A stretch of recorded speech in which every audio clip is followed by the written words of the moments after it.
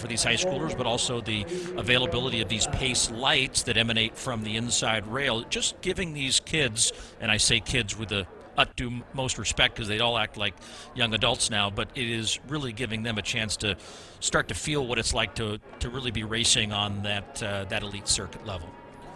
What I really like about this race, Paul, is it is a race. It's not a time trial. You have four guys here, any one of which could win. Graffio, Hansen, Monastery, McEwen, and it's going to be a good battle. They each have relative strengths and some weaknesses, and I think those four are going to separate themselves from the rest, and it really will be an interesting race to watch. Graffio there on the inside, number one. Don't see Monastery out there at the moment. And number three there, Will Immels from the very famous Immels family. And number four, Brennan McEwen, all the way from Portland, Oregon. And he's had a great indoor campaign already, Paul. 4:07.79 for the mile and 1:53.85 for the 800. He was second at the OSAA 6A 1500. There's TJ Hansen, our favorite, perhaps our favorite. Well, he does love running with reckless abandon. He was third at the Millrose High School mile. That was Brandon McEwen, who came all the way from the West Coast. In fact, two Oregon kids scheduled to be racing here today with Preston Schmidt and McEwen. And there is Graffio in his first indoor race of the season. You think about all the prolific racing we've seen already this season, and he's just getting himself onto an indoor track for the very first time.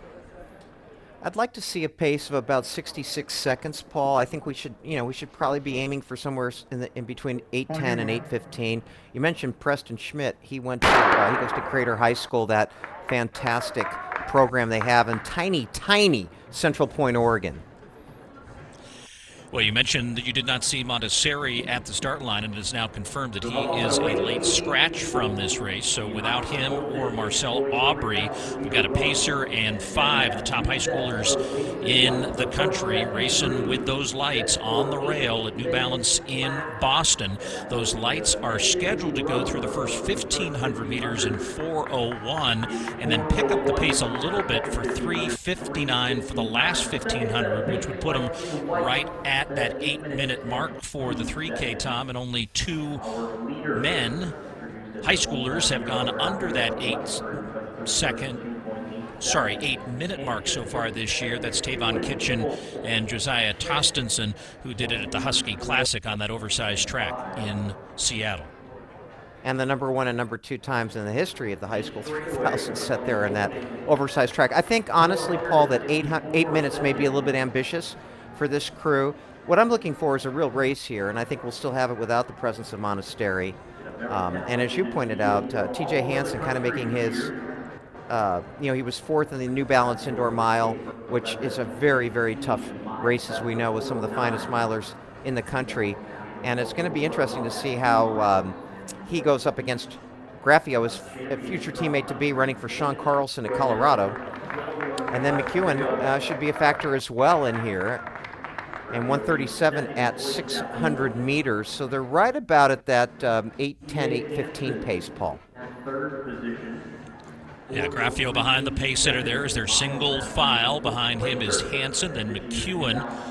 And correction there, it does look like they're listing Monastery back in the field. So maybe he was that last runner that came in at the last minute, didn't have his hip number on him. So again, adjustments made here in our live timing, and Monastery now listed as in fourth, which is effectively fifth in this race behind the pacer. Yeah, single file. This race is pretty much going as we would expect. The pacing lights certainly help the athletes as they move through their paces. I do like the way Graffio is looking right there. He doesn't look at all distressed. And, he looks full of run, look very, very confident. And as do the other three that are right behind him, all of our usual suspects that we mentioned at the start. Graffio's so outdoor... Sorry, Tom. Oh, I was saying 2:41 at 1,000, which is an honest pace, Paul. That gets us to about 8 minutes, as you pointed out, where the pace lights are. for the 3,000. So they picked it up a bit. So now they are right on that 8-minute pace. But I say that's a very, very tough nut to crack, especially not on an oversized track, but on a 200-meter oval. I was going to mention the Grafio's outdoor PB in this event, 8:16.93. So certainly trying to improve upon that. And in the racing here through 1,200 meters, another 32-second lap. And it really becomes, the key here, Tom, is when that pacer steps off the track, utilizing and understanding how those lights will continue at that pace you were looking for, but maybe that green set of lights maybe just a little bit now ahead of the pacer a little bit as they come through 1,400 meters and 32.23 on that last lap. Well, the other thing is that Grafio and Hansen have kind of separated themselves, and it looks like it's going to be a two-horse race as we kind of settle in here, at least for the time being. And I'm not sure, Paul, when that pace setter is expected to step off. But there's nothing to right now. I think he just heard you.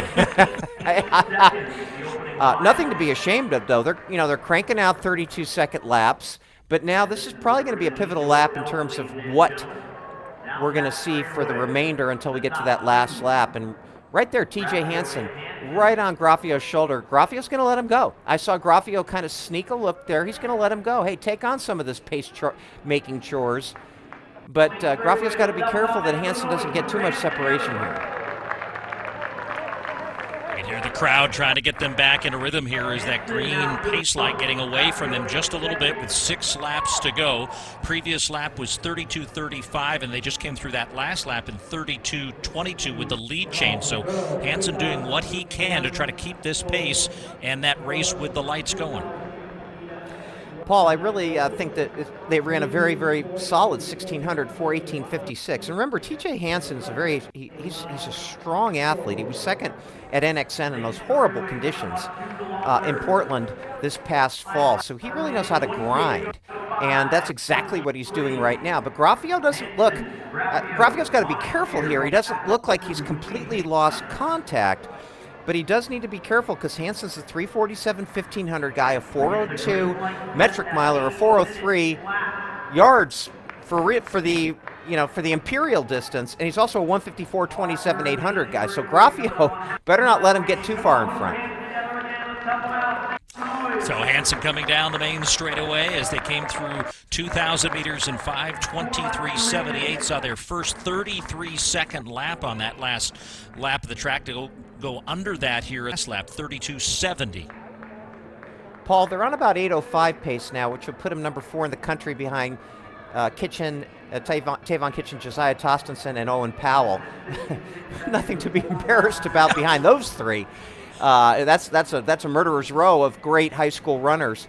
But if I'm Grafio, I better get on my horse and start riding it because we're starting to get to a point where he may be giving up just too much to this guy who has 154 wheels on him. Well, he had someone to chase down, and that was Preston Schmidt, who gets lapped there and is behind Hansen, and now Grafio is going to try to catch up and pass him and retain that second position as they near 7 minutes elapsed in this race. Again, only 2 high schoolers under the 8-minute barrier in 2025, and Hansen trying to do what he can to move himself high on that high school national list in 2025 as he comes through in that last lap in 33.71. It's starting to hurt a little bit.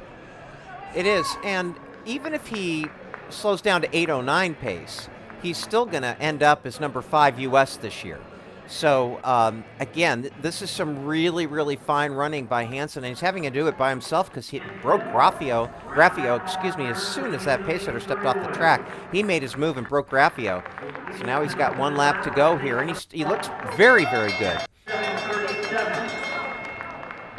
Here's the bell, 33.58 on that penultimate lap as he tries to get himself around this oval in Boston one final time. Grafio still in second, and Montessori in third. It's certainly hurting. You can look on TJ Hansen's face. This is not an easy effort for him. but he's done a really fine job, and he's going to finish right in there about that 8:10, Paul, that I said was likely to be the time in this race. And he does indeed. He'll be number 5 U.S. high school as he takes the win here in the high voltage 3000 in Boston, 8:10.24. Fresh off that third place performance at Millrose, he just keeps racing and keeps showing up, and in the case of the circuit, a high voltage win gets you one of those around your necks, which is starting to become one of the more coveted trophies on the circuit already. It reminds me of that clock that the Run DMC guys wore. You know, that big clock around their neck. This is great. I mean, I think this is a heck of a job done there for awards. I wonder if you're thinking of Flavor Flav instead of Run DMC. Maybe I am. Maybe I am. You're right. It is Flavor. You should. It is Flavor Flav, and very good by you on your pop culture.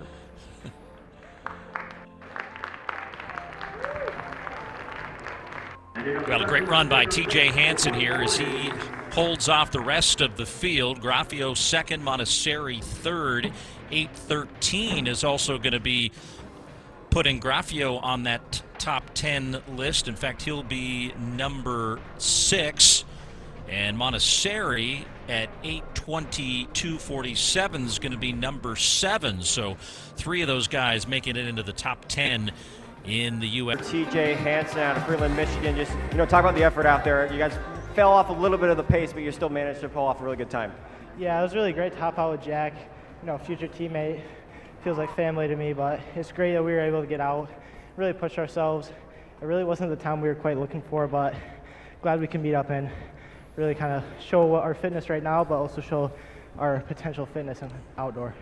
I know the indoor season has a couple more weeks left here. What's the ultimate goal at the end of the season before you head to outdoor? I'm going to run Nike Indoor National, see if I can hit sub-4 in the mile. It's my ultimate goal this year, so really looking forward to trying to get after that. Awesome. Appreciate your time. Best performance today. TJ Hansen, 8:08 here at the circuit in Boston. I want to say hi to my mom and my grandma watching home. Hi, guys. Most important thing he did there, make sure that the family who we hope are watching at home get that message, and certainly got to be proud of the performance of TJ today. 8:10.24 for him, and yeah, you talk about future Colorado teammates, maybe a little altitude training will do both those guys some good when they are ready to transition to the collegiate scene here shortly.